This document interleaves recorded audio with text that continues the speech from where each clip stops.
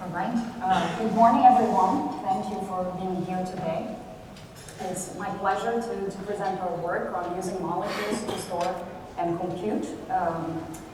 This is a collaboration between Microsoft and the University of Washington. As Edith mentioned, we created the Molecular Information Systems Lab to investigate how we can leverage biology and chemistry to the benefit of the IT industry. All right, so before I talk about the work, let me talk about what has motivated our study. So the issue we're seeing is that storage capacity is growing a lot faster than our ability to store the information. So what you're seeing here on the left is a curve. The top curve is showing how quickly the digital universe is growing. So this is all data we generate versus how much the capacity and our ability to store the information is growing. And there's clearly a gap there. Obviously, we don't need to store all the information in the digital universe. There's a lot of temporary data, there's a lot of data that we can discard, but we want to store a portion of it. And the issue we're seeing is that over time, if we simply follow the trends in storage today, we'll be able to store only a smaller and smaller portion of the data. So if today we can store about 30% of the data we generate, in the future, just following this trend, we'll be able to store a lot less. So in 10 years, we'll be able to store only 3% of the data. In 20 years, only 0.5% of the data. So we think that this is a problem. We want to store more of the portion of the data we generate. And so to do that, we think that just following the current trends in the industry is not sufficient. We want to look at radically different ways of storing information. And to illustrate this change in approach, I'm showing here a hypothetical conversation between Moore and Feynman. So Moore essentially made the observation that that we create a process to make transistors. We optimize that process, and essentially we'll scale it to make cost and performance better over time, and we keep repeating the process. It's sort of an iterative process towards smaller and smaller transistors, which give us higher density. Now, in one of his famous lectures, Feynman actually talked about going straight to molecules. So if we have the ability to manipulate matter at the atomic level, we should store information in that way. And so we just arrange the atoms in the way we want and store the information in that way. And in this lecture, he even he even pointed to DNA as a demonstration that's possible to store information at the atomic level. And even though he pointed to that, he stopped short of suggesting that we actually do that.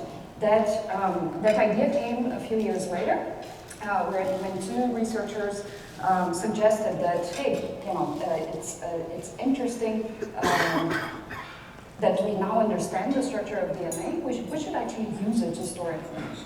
And this idea has lingered for a long time because we didn't have the technology to really create the DNA and the sequences we wanted to store information. But about 5 to 6 years ago, a couple of different research teams observed that biotechnology had improved quite significantly, and it actually made sense to start thinking about DNA as a molecular medium for storage of digital data. All right, so just to make this a little more tangible and why it's interesting to store information in molecules, here what I'm showing is a test tube, and for scaling purposes, I'm just comparing to a pencil there. And what you see on the bottom of that test tube is dry DNA. So that's the pink smear you see at the bottom. It's just essentially a film that's dried on the bottom of the test tube. And the amount of information that you could store in that DNA is about 10 terabytes. So just to give you a sense of scale, that's as much as we can store in a hard drive today. All right, a little more on the density. So this is a data center. Cold storage data centers can store about 1 exabyte of information in a building. This is the size of about 2 Walmart supercenters. And so we have the scale picture here. If we scale the DNA necessary to store that 1 exabyte of information proportionally, what we get is here. And you can barely see it, but it's really a pixel there that's sort of expressing, how much DNA you need to store that information. This is really putting a data center in the palm of your hand. In real size, the pixel corresponds to 1 cubic inch. So very, very dense. So one may ask, how much better are we doing comparing to other media? So here's a plot showing that. So these are the commercial media used today for data storage. On the bottom is where the media are today in terms of volumetric density. And then the top is where we think what the potential is for that type of medium given physical constraints. And on the right-hand side, what I'm showing is DNA. So if you go all the way to the top of that bar, it's raw DNA and how much data we could store in DNA. So that's about 7 orders of magnitude better than the best other type of medium that we have, the densest, which is tape. But of course, if we're going to build a system that uses DNA, we need a system around it. There are overheads that come from creating that system and making it practical. But even if we discount the overheads that we expect when we build such a system, we still get 3 or 4 orders of magnitude improvement compared to the densest type of data storage today. So we think it's pretty interesting as a storage medium. Now, if we're thinking about storing data into molecules, we want that density that I was talking about. So first thing to consider is what kind of molecule. And what's important, one of the important things here is all else being equal, we want a high bit ratio per atom. We essentially want to get the most out of the molecules. DNA may not be the densest, but it's the technology that we today have the tools to read and write. And so I'll talk some more about that during the talk. Now, back to the overheads that I was talking about in the previous slide. Let's take a look at what those overheads really mean. First type of overhead is we need to store the DNA somewhere. We need to store it in containers. We need to organize the data in some way. And there's some spatial overheads coming from the containers. The other is when we store digital information into molecules, we may want to have multiple copies. We may want redundancy just from having multiple molecules that represent the same piece of data. And this is because we are manipulating molecules with larger scale tools. And so we may lose a few, and we may want to have a few extra. And we may, in the process of manufacturing the molecules or creating the molecules, we may get that redundancy for free, and we're going to see some of that later. The other source of overhead is essentially what we have in other types of storage technologies today. We need some kind of error correction. We need metadata to organize the data. So all these are different sources of overhead here. Now, going back to the spatial overheads, we want to minimize spatial overheads. And so we want to use some kind of container that does not add much bulk to the actual storage, which is being done by the molecules. We also don't want to store these molecules in any kind of, let's say, wet environment. So we don't want to store the molecules in water or any other kind of solvent. And that's because the solvent is taking up space that could be taken by actual bits. And finally, if we have a particular container, we want to fill it up so that it's not, the space is also not wasted with air or any other substance. We want to really pack those bits in. So to pack those bits in, I want to illustrate that there's different ways of creating molecules and creating storage with molecules, and I want to discuss a few different approaches and try to convince you that using polymers is the best approach. So to illustrate that, I'm using these 4 different types of molecules. So these are different types that a reader or a detector can detect and can independently detect from each other. So here I'm showing these 4 shapes. And one way in which we can store information is associate a bit with the presence of or absence of each of these 4 types. And so in a container, in this example container here, I don't have the triangle or circle, and therefore the 0, 0 in the beginning. So I've associated the triangle and circle to the most significant bits. And then I do have the plus and the square, and those are associated with the least significant bits. So essentially, the presence or absence of the different types of molecules are giving us a single bit. Now, the difficulty with this is that increasing the number of types so that we can have a lot of bits in a particular container is challenging, both from a read perspective and also for creating these different sets of molecules and mixing them into the container. And so there's a complexity to that, and there's diminishing returns because we essentially add 1 bit per type. Not very scalable.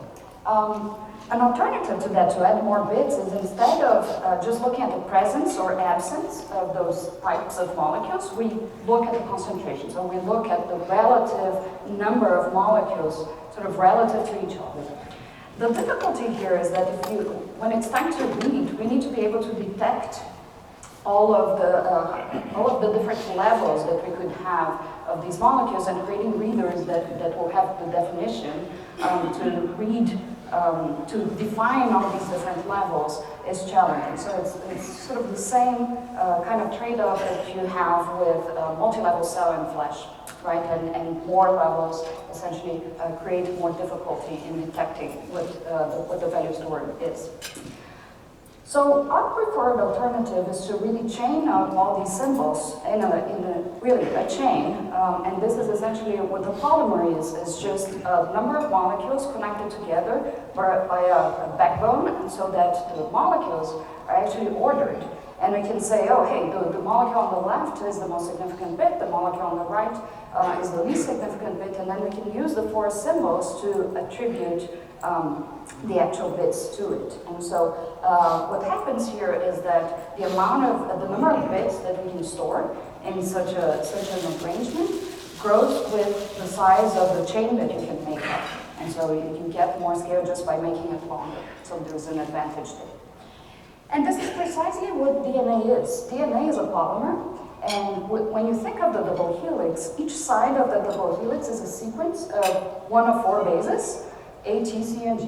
And essentially what DNA is sequences of those. So if you have a sequence of bits that you want to store, conceptually all you need to do is to create a corresponding sequence of DNA that will encode those bits. And we can use simple mappings like the one I'm showing here on the slide to do that translation. So we'll just map, say, 0, 0 to A, 0, 1 to C, and so forth and so on. And create the chains describing what bits we want to store. Our encoding is more sophisticated than that, and you'll see some of that later, but that's sort of a conceptual way to think about it. Now, the next step, we need to actually manufacture the molecules, and technology, the way it is today, there's a sweet spot at 150 to 230 bases of length for the polymer, and that allows us to store about 10 to 15 bytes of information. And one thing to point out here is that this is synthetic DNA, so it's DNA that we have manufactured, right? And it's DNA that is stored dry, so it's not in a cell, it's not in an organism, it's just DNA being used as a material, as a molecule to store digital information. All right, and based on that, what we have done is built this end-to-end system that will take in bits, so we'll receive bits, we encode those bits into sequences of DNA that we want to store. Then we'll manufacture those molecules, so create the physical embodiment of those bits, and transition into the molecular domain from previously the electronic domain. We'll store the information in the molecules, and when it's time to read the information, we'll select which molecules we want to read out. We'll sequence them, meaning we'll read the information with sequencers today that work for biological DNA. They'll also work for this type of synthetic DNA, so we can read the information. And then once we have the reads coming from the sequencer, we'll decode and translate it back into bits. So this is a pipeline we have created. We've used it to store about 800 megabytes of information so far. This does not sound like a big amount of information from a storage perspective, But suffice it to say that all different technologies that exist today that are in commercial use have gone through a milestone like that to get into deployment. So in addition to that, we think this is also a pretty interesting result from a biotechnology point of view because the number of sequences that we're using is actually pretty large. And so much so that we ended up publishing this work in Nature Biotechnology. So the community in biotechnology also agrees with that. And currently we hold the record on the amount of information stored in DNA, but I also wanted to show that previous groups have been working on the technology, and really DNA data storage has been growing and experiencing great growth so far, and we have reason to believe that the growth is going to continue happening. All right, so we focused in the first part of the talk on density. I want to talk about 3 other properties that we think are very interesting from that we can get from DNA, and then I'll talk in more detail about this read, store, this write, store, read pipeline, and then I'll talk about how we can compute with molecules and with the data stored in DNA format. All right, so let's go to the properties. First property beyond density is information durability. So what does that mean? There's evidence in nature that DNA will last for a long time. There are fossils that are about 700,000 years old, and we've been able to recover the DNA from bones that are that old and to recover the information. Now, we won't be able to recover all the information that's 700,000 years old and stored in bone, but that's sort of a demonstration that it's possible that if you encapsulate the DNA under the right conditions, you can actually recover the information. And so researchers at ETH Zurich have in fact created a synthetic way to encapsulate the DNA, so it's not bone, but it's based on silicon dioxide. And that allows us to encapsulate the DNA in a controlled manner and store the information. They've demonstrated to accelerated aging of the DNA, that you can store the information for thousands of years if you keep in conditions that are pretty straightforward to keep. So 10 degrees Celsius, 50% humidity, you can do that in your fridge at home.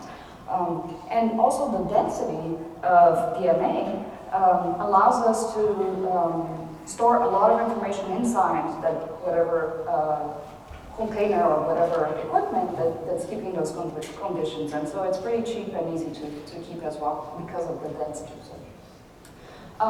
Another interesting thing about DNA is, as I mentioned earlier, the equipment to read and write the DNA is already available. But in addition to that, now that we know how to read DNA, we'll always be interested in reading it.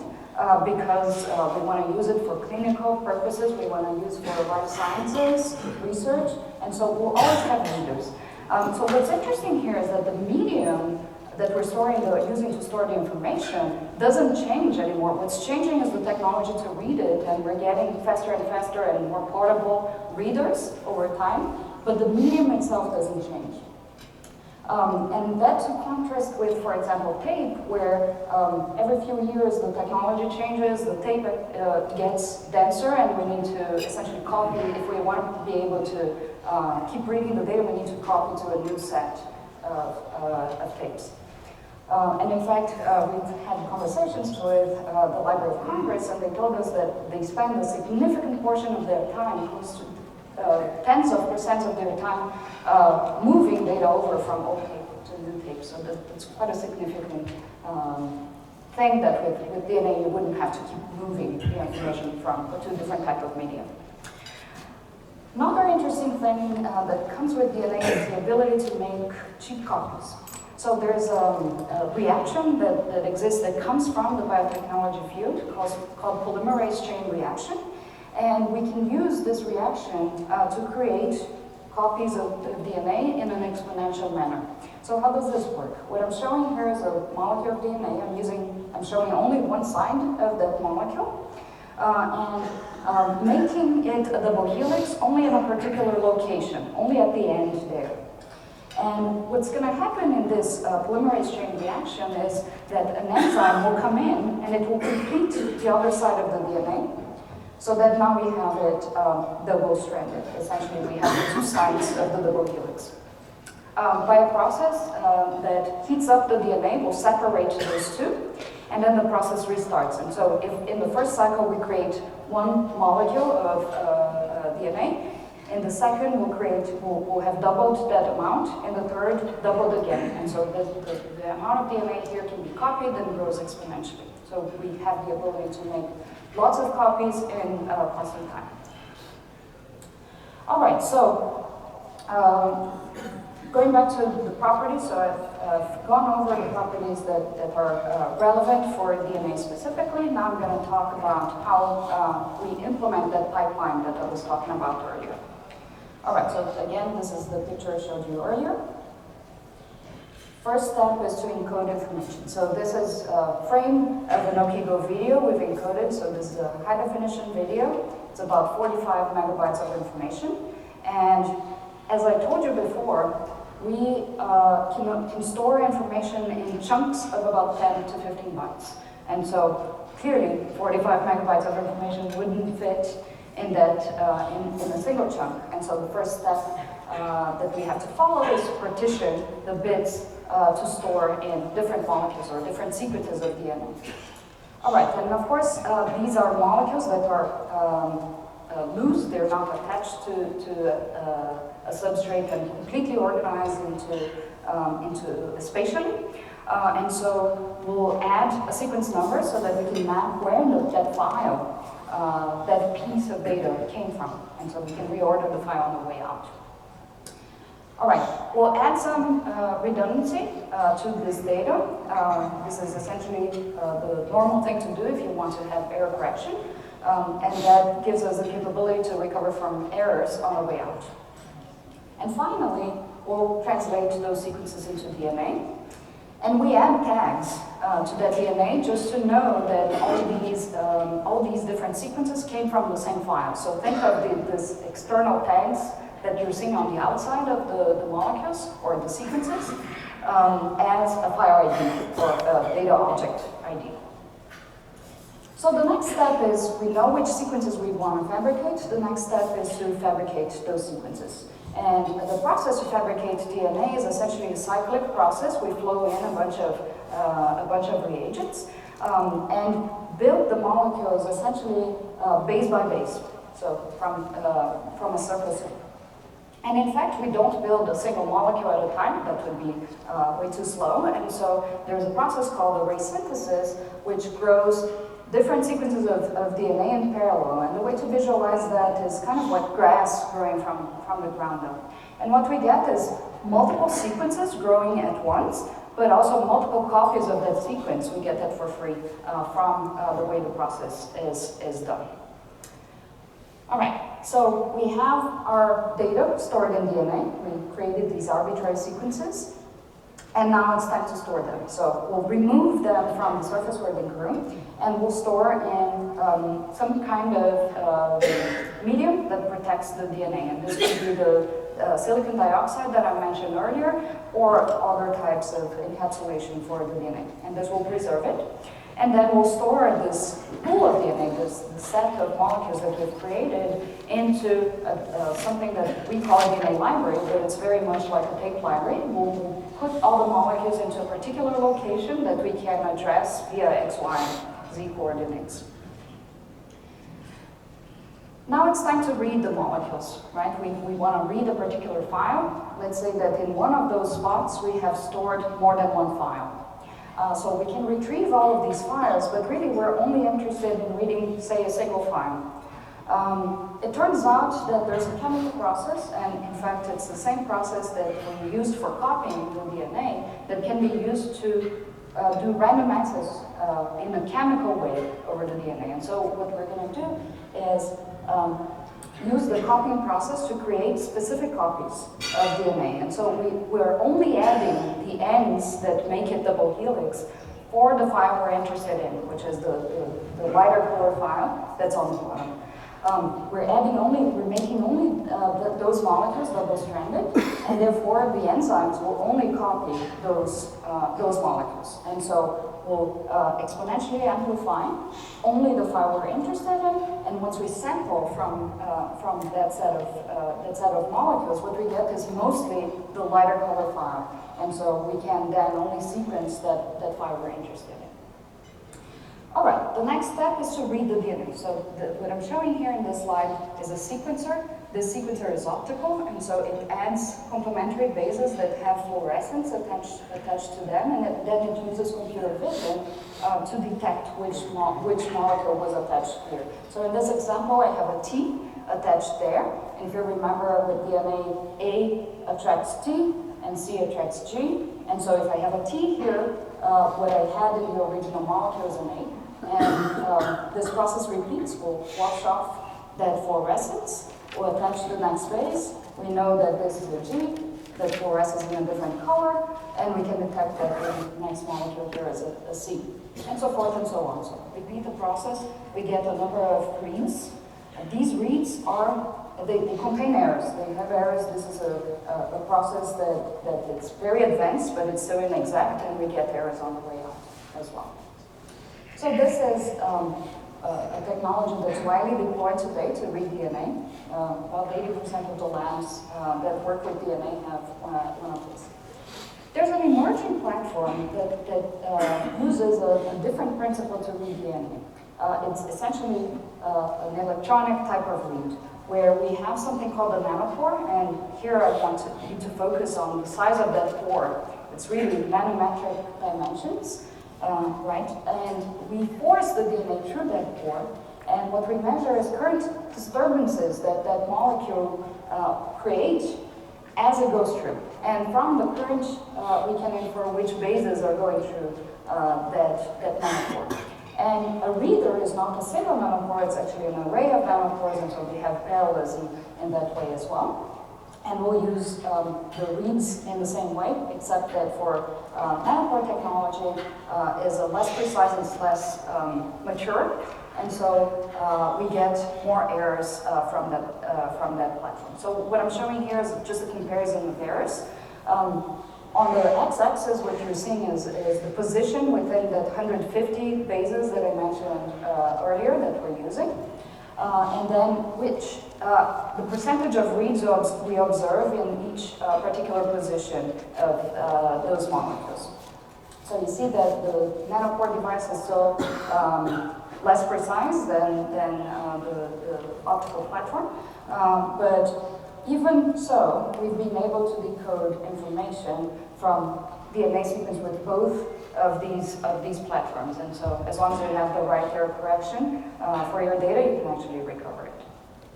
All right, so let's see what the decoding process looks like. So we got a bunch of reads from our reader, and they're all mixed, meaning we don't know which read corresponds to which location in the file earlier.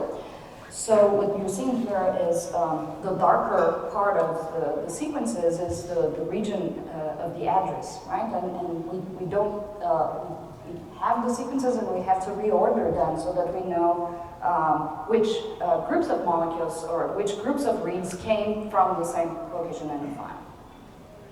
So the first step is clustering, and we'll organize the molecules in groups that are likely to have come from the same location in the file. And then for each group, we'll do a majority voting to infer what was the likely sequence that generated all of these reads in a particular location of the file. So once we have that, we'll translate back into bits, and we'll try to organize the bits. Some of these locations may be missing, and this is because we may lose molecules, we may not have the information physically. But again, we've added redundancy in the beginning of the process to really correct for those errors and for those missing bits and recover the data bit by bit. So once we have all the sequences that belong to the data that we originally stored, we'll again arrange the data in the original sequence using the addresses, and then we'll recover the file. So in a nutshell, this is how we implement this end-to-end system, where we start with bits, we store them into molecules, and then we recover the information, recover the bits again. All right, so one question is, how does this do in terms of performance? How much data, how quickly can we store? So I want to start by showing the Carson's curve. So this is the biotechnology equivalent of Moore's law, and in fact it compares with Moore's law. So the black curve here is showing Moore's law, and this is really the number of transistors growing over time. And for biotech, what's being compared here is the increasing throughput of reading and writing. So don't focus on the units, focus on the slope of those curves. And what we're seeing here is that reading has improving at a faster pace than Moore's law. It's rare to find something that improves at a faster pace than Moore's law, but here's one. So this makes it very exciting. And then writes are not improving as quickly, but they're also improving. In fact, the curve has this shape because the writes are no longer the bottleneck for biotechnology industry. They're good enough, they're cheap enough, they're fast enough.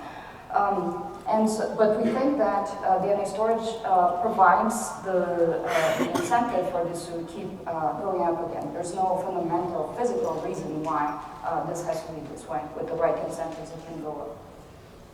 Then there's the issue of latency. So the processes that I showed, the synthesis process and the first sequencing process that I showed, are batch processes. And so even though you can do lots of molecules at the same time, you have to wait for the process to complete to be able to say you read or wrote the data.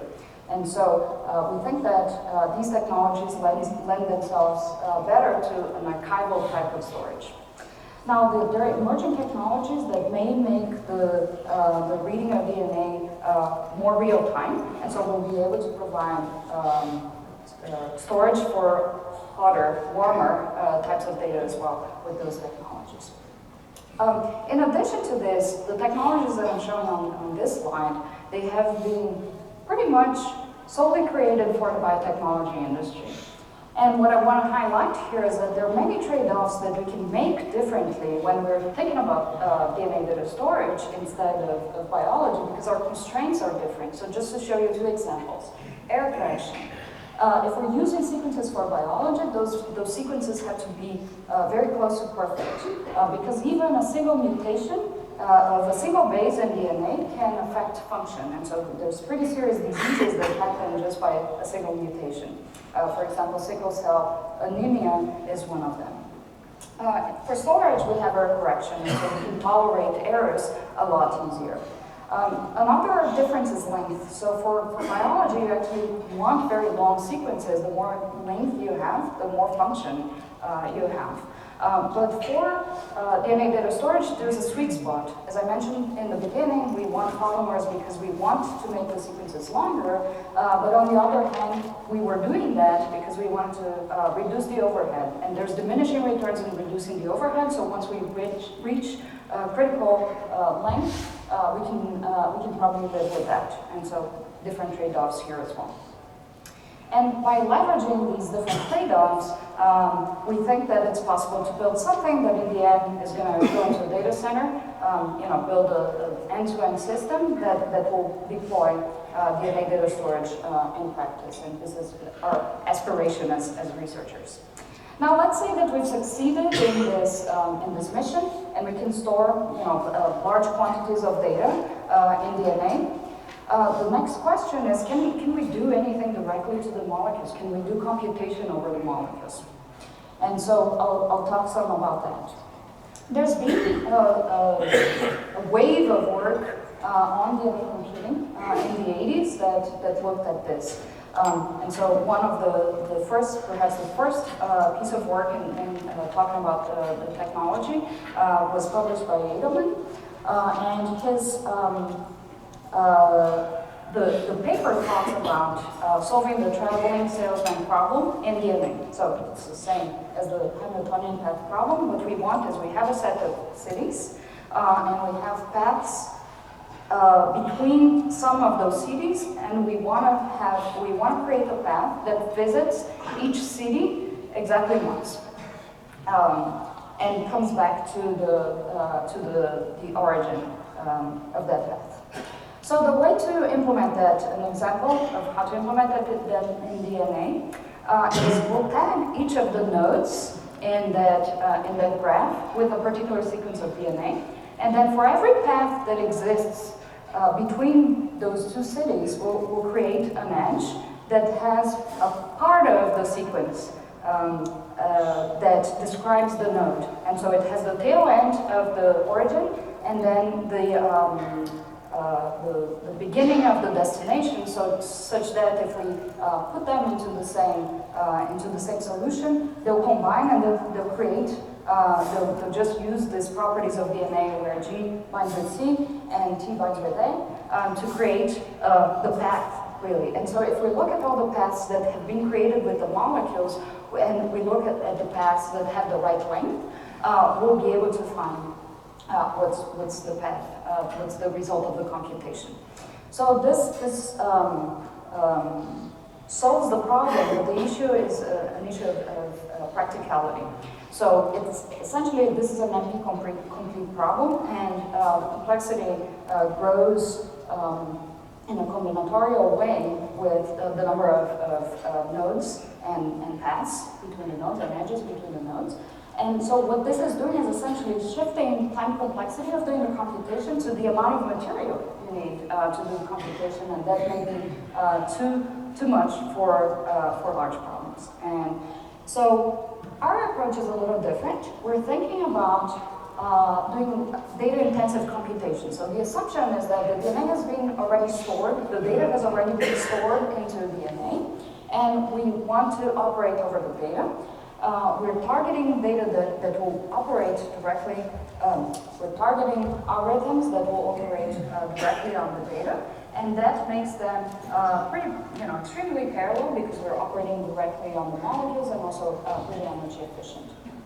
So what we want to exploit is this property of matching of A to T, C to G. But one of the observations here is that we don't need to exploit just complete matches. We actually can exploit partial matches to also perform computation. And actually we want to take advantage of these partial matches. So let me show you how. So let's say that we have a system where we have 3 different types of molecules, here shown on the left, and we have 3 copies of each of these molecules. And then in the middle here, what you're seeing is 9 copies of something that may match completely or partially. And DNA has this property that if we have a perfect match, all of these, most of the sequences will bind and form a pair. But if they don't quite match that well, they may bind but at a lower yield. So here I'm showing 3 perfect matches, but only 2 pairs that have sort of a good partial match, and maybe just 1 pair of a poor partial match. And if there's no match, those sequences won't bind. So we want to leverage that to do content-based media search. So how do we do that? So we have a database of images, and we extract features of those images. And with those feature vectors, we'll essentially run that through a neural network. And that will give us sequences that describe those feature vectors.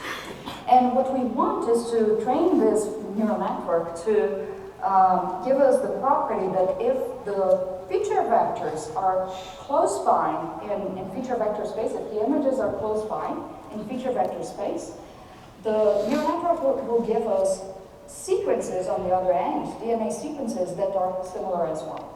So if we have a query that we want to do of a particular image within that database, what we do is we'll also translate that into, extract the feature vectors for that image, we'll run it through the same network, and that will give us a sequence. Now we want to exploit the fact that A binds with T and C binds with G, and so we'll invert that in a way that when this query goes into that plot that has all the images, it will bind to the DNA sequence that describes the images that are most similar to it. So just to recap what I just said, so let's say we have the binocular in the database, so the feature vector has been extracted and generated a sequence, we've synthesized that into DNA. We also keep a pointer with an image identifier, so we know which image on the way out that we're referring to. And then the query, the same thing happens to the query, right? And that query is connected to a magnetic nanoparticle that you're seeing here. The blue circle is essentially a magnetic nanoparticle that we can use then to fish out sequences that have good matches.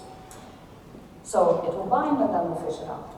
So putting it all together, we have a database of strands of DNA. So these are different sequences of DNA describing different images. And query strings. So these are all copies of the same sequence that describes the query image. So we'll mix them into a plot. And sequences that are similar will bind. We'll then use a magnet to draw out the sequences that have the magnetic particle. And in fact, there's a picture showing what it looks in practice. You know, that's just a person holding a magnet there, and what you see on the side of the test tube is the magnetic nanoparticles. We'll wash off everything that didn't bind, and then we'll release the sequences that bound to the query. Excuse me. And then it's time to sequence those molecules and figure out which images they correspond to. And with that, we are fishing out similar sequences from that database of images. Now, how do we do the mapping that allows us to do that? So there's a technique that's well known called semantic hashing that maps feature vectors and images to a binary atlas. So we're inspired by this process and created a similar process that instead of mapping feature vectors to bits, it will map feature vectors to sequences of DNA. And then the trick is in training that model. So this is how we train it. For the training set, we'll compare every pair of images. And we'll extract features and look at the difference between those. At the same time, we'll run them through the model, and the model will return to us sequences of DNA that describe those images. We'll measure the distance between those images and to calculate that approximate yield, that yield of binding of different molecules represented different images. Then we'll compare this yield with the distance between the images, and then generate gradients to train the neural network. And so for every pair of images, we'll repeat the process and get it trained. And the architecture of this network is a combination of convolutional layers and fully connected layers. And the reason we're using that is to essentially draw the correlations between the sequences and how likely they are to bind when we put them together. All right, so does this work? It does. We have done a small-scale experiment. So what we did was we created a database of 100 images and exercised this process with 10 different queries. We used this process of magnetic bead extraction followed by sequencing to do it.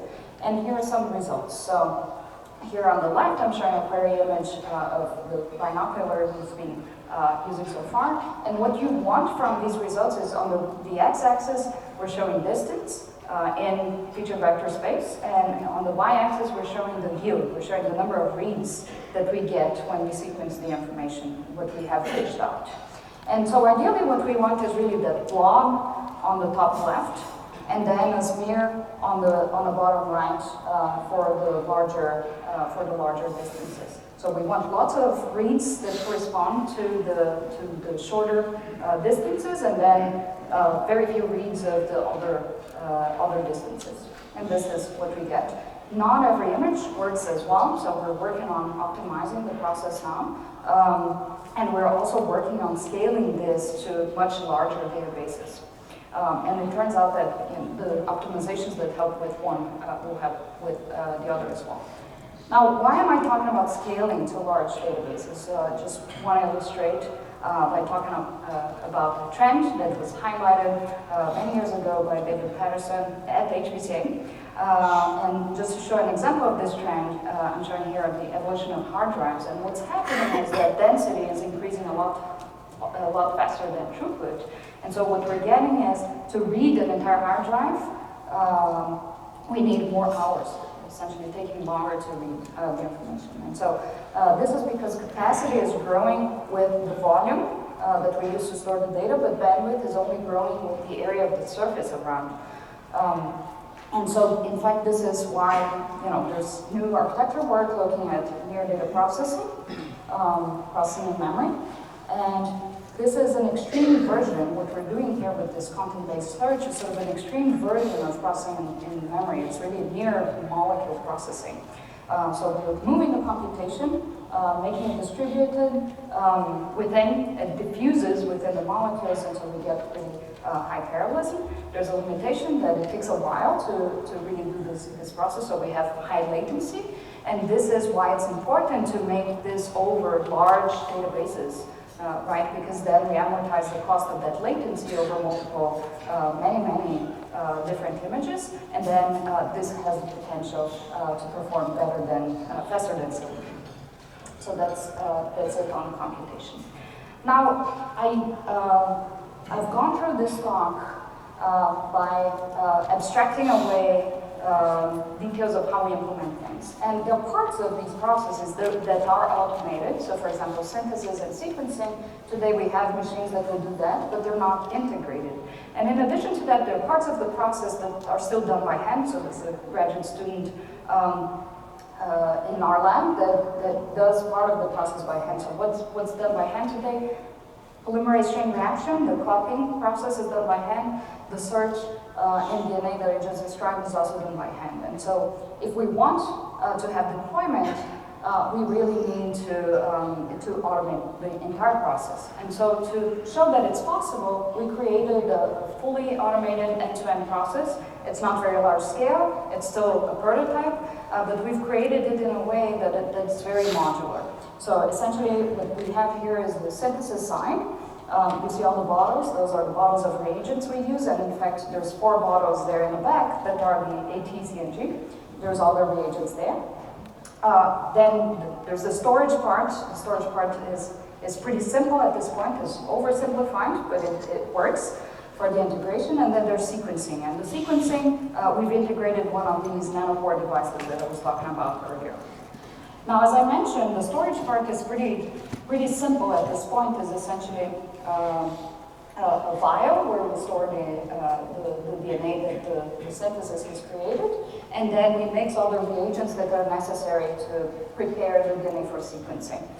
But really, what we want is something fully automated, large scale, and so we feel that we need, that's one of the first parts that we need to replace. And we think that there's a technology called digital microfluidics that is a good answer for this automation process.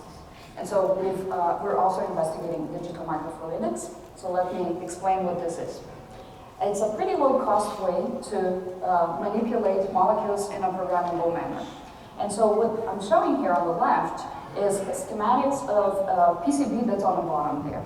And the PCB, the printed circuit board, has different pads.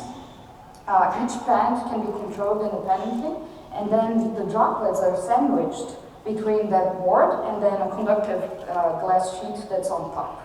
And depending on where we apply voltages, we can deform these different droplets and move them and control them on the board. And so if we apply voltage here, we'll deform the droplet, and then we release the other voltage, and this droplet has moved over. So with that, we can implement a bunch of primitives. So what you see in the middle is the droplet moving in real time. So let me see if we can make it go again.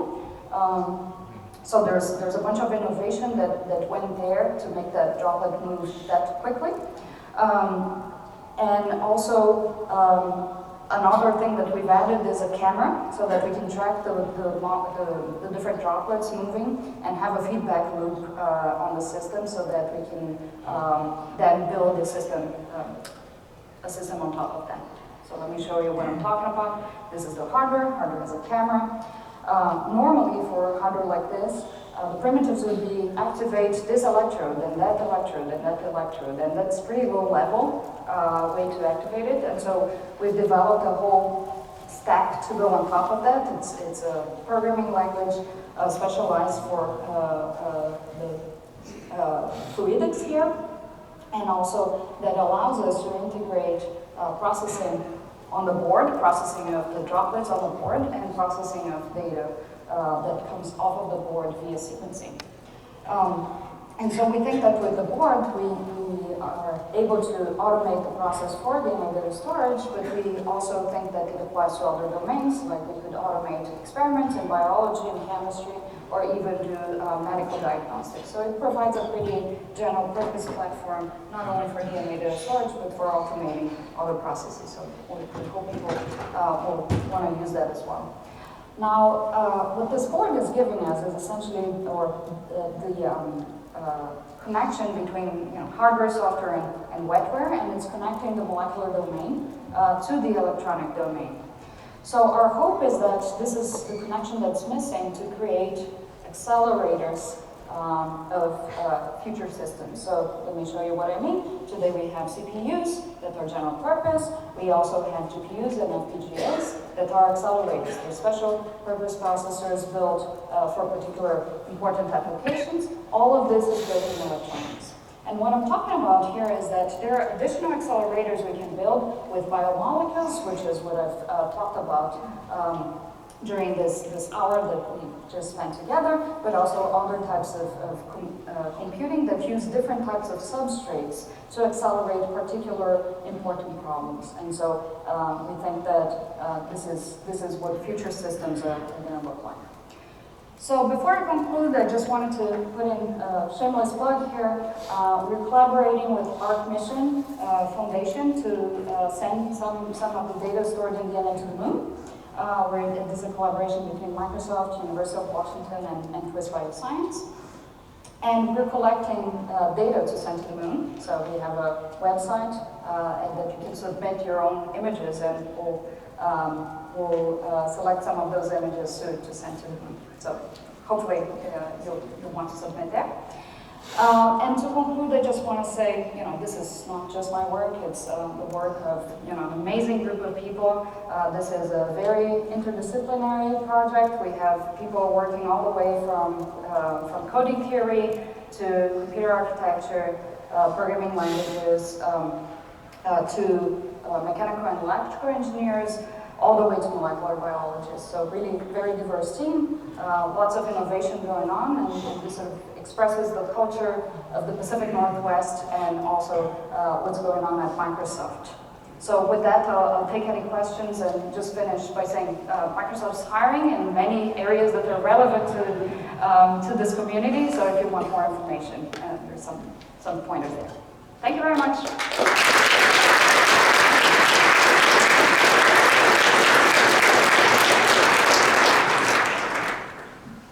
Hi, Adi from Princeton.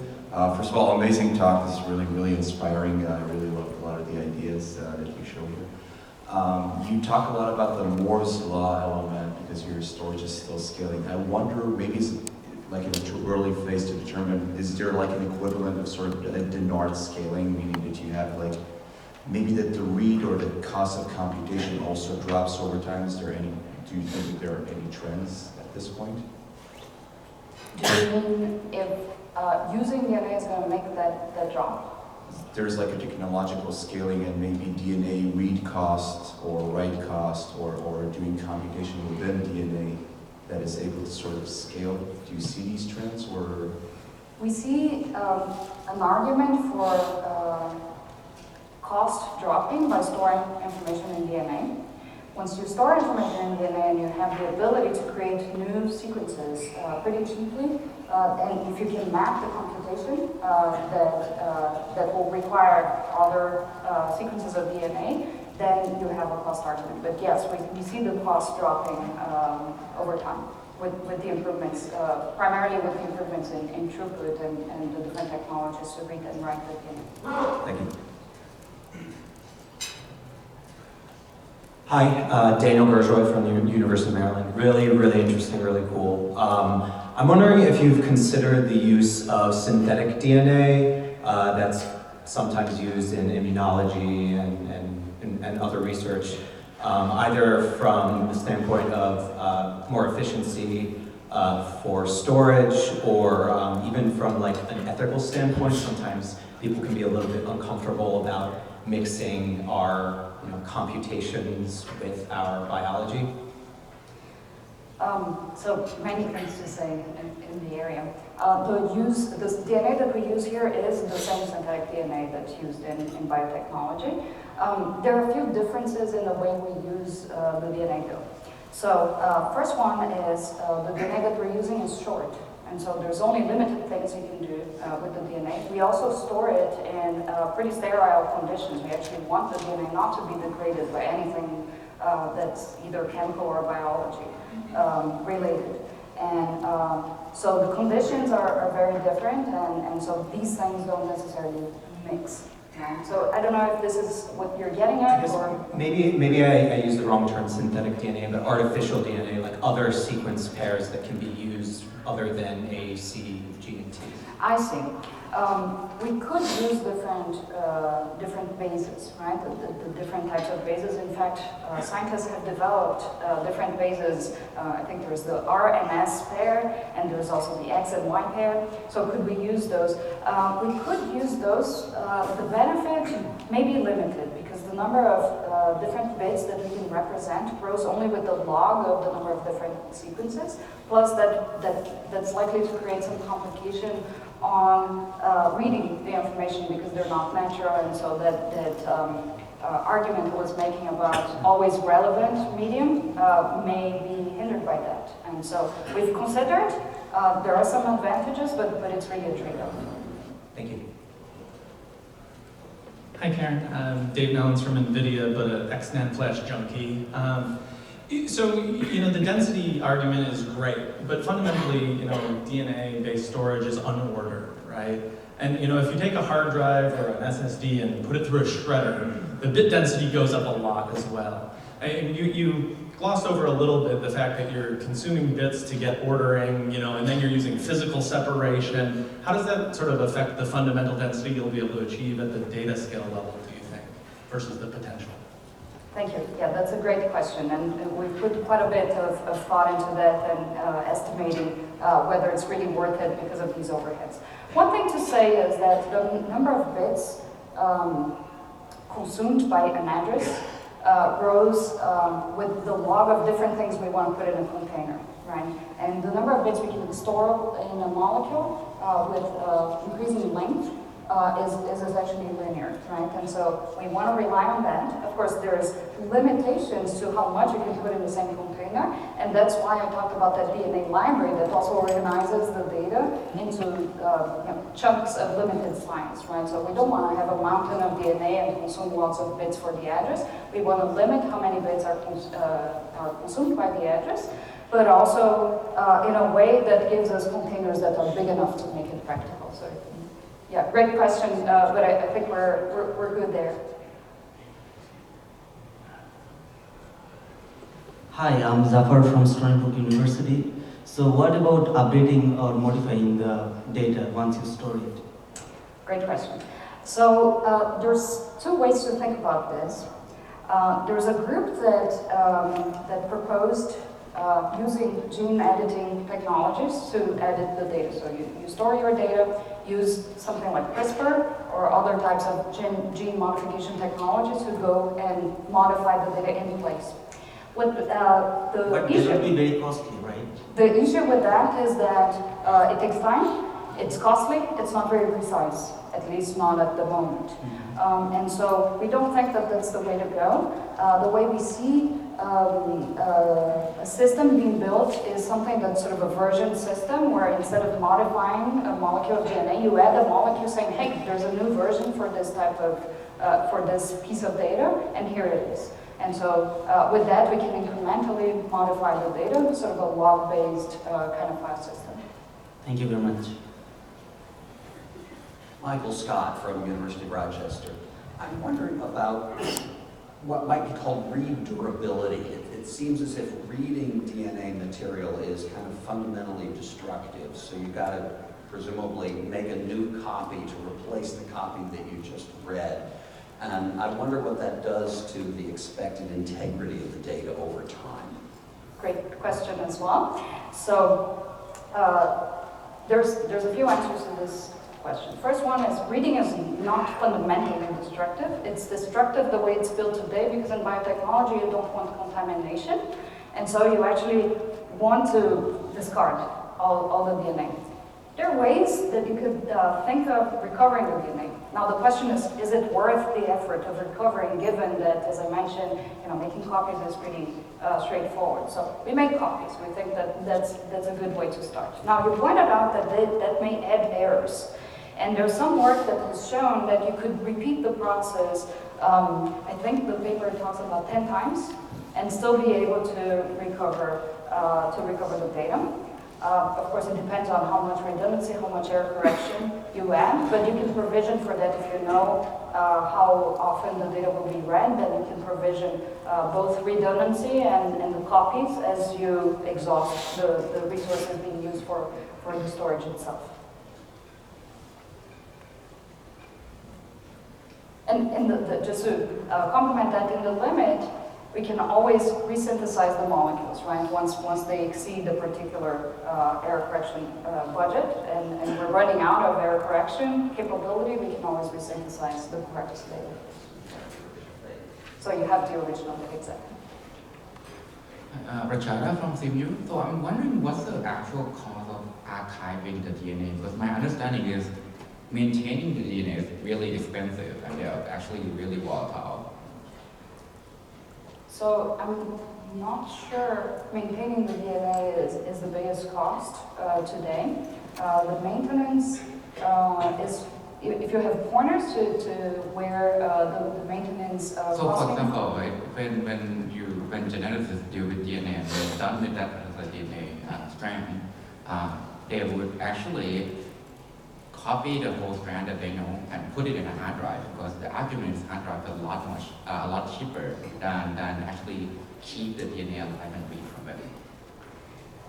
I see. So you're talking about the different direction, right? And so when you recover information from the molecules and you want to store it somewhere for further processing, you want to store it in a hard drive. Now, since you're doing the actual storage in the DNA itself, of the digital data in the DNA, you're going to use that hard drive temporarily, but then you're going to need the information because the information is being preserved on the molecules themselves, right?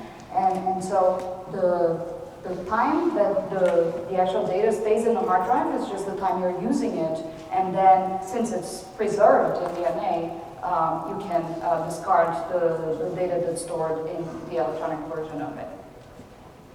Does it make sense? So I guess you have a rough idea then, like how much does it cost to store that DNA? It don't make sure they don't degrade, say in 1 year. So the DNA, we can create the right conditions to store the DNA in a way that will last for thousands of years.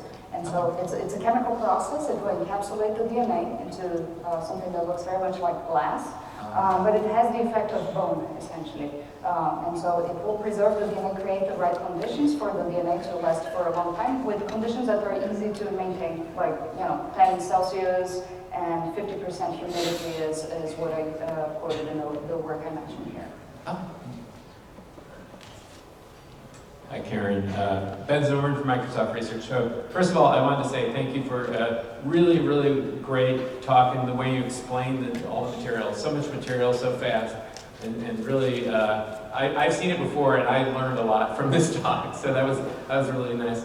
But I did want to ask, so you're sending some of this to the moon, and have you thought about sort of somebody other than us, other than humans coming across this material? Have you thought about a Rosetta Stone or the equivalent of that to help them understand what it all means? Yes, we have actually. So this is a question we've considered. If we're preserving data for the future, there must be a way to communicate to other people who may want to read the data how to do that. And so hopefully we won't preserve the link that maintains the equipment today as it is, because that would mean the end of civilization, and then there's some other civilization that comes to read the data. But the way to do it is really what the Rosetta Stone folks did, right? You start with something that's visible, that other beings like us will be able to see, and with explanations of how to build the technology to read it. And so we may have to go through a few steps in different technologies, say, start with an optical technology, we build microscopes, we can see the information there, we use that information to build DNA sequencers, but really you need to start with something that beings you intend to one day read the information can interpret.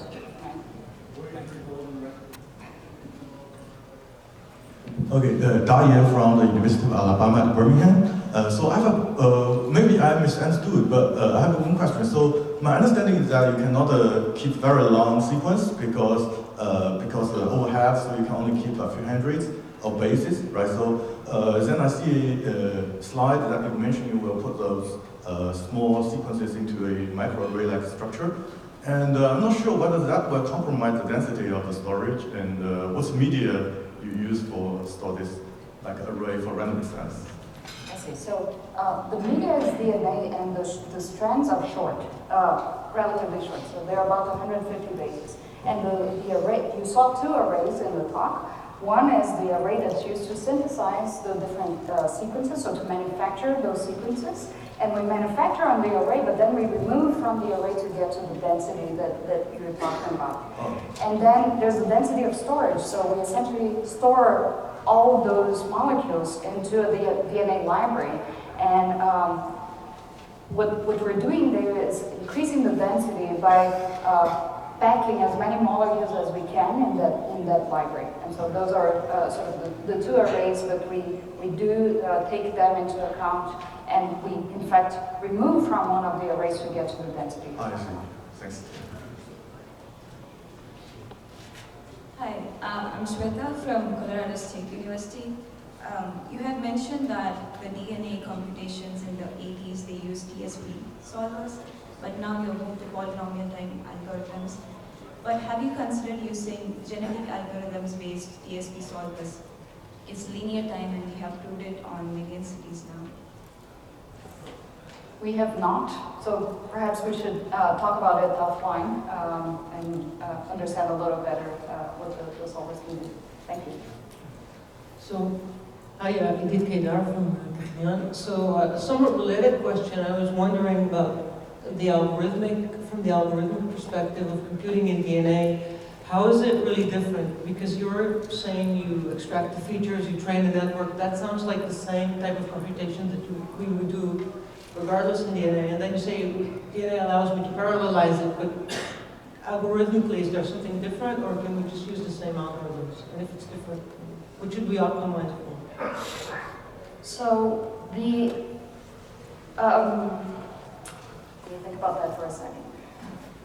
The way we train, the difference here in the approach is that we have an extra step in the training process that will translate feature vectors into DNA. So instead of doing that semantic hashing to bits, we're doing the semantic hashing to DNA. So that's the only extra process. That is done electronically, still done by a computer. As we store the images into a database, we'll run those through that particular neural network and store the feature vectors or the DNA representation of the feature vectors with them. So and just the hash, right? Just the hash. The hash function is the difference. Yeah, we'll store the we'll store the images because we want to store them in DNA, but we'll also store the hash with them so that when it's time to search for the images, we don't need to search on the images, we'll search on the hash and have them in the right format to do the computation. So that's something extra that you need to do, but what you get is essentially, if we get to that scale that I was talking about, you get to that parallelism as well. Thank you. Jeff Anderson from George Washington University. So I guess typically when you have like huge data sets, which I guess you're going to have, you need a way to quickly, quickly grab them from memory. And for that we have content addressable memories and that sort of thing. Do you have an analog in your system, or can you just read so fast it's not really necessary? Again, a few answers to this question. I'm going to argue that the content-based search that I talked about, it's a way of doing content addressable memory. But physically, we're also going to organize the DNA in the library. And so if you think of the digital microfluidics platform that I was talking about, we can use that to go retrieve the molecules that we want to read, and also implement PCR and the copying process in the platform as well. So it's not as fast as a hard drive, okay, but it can be fast if you automate the whole process. Thank you very much.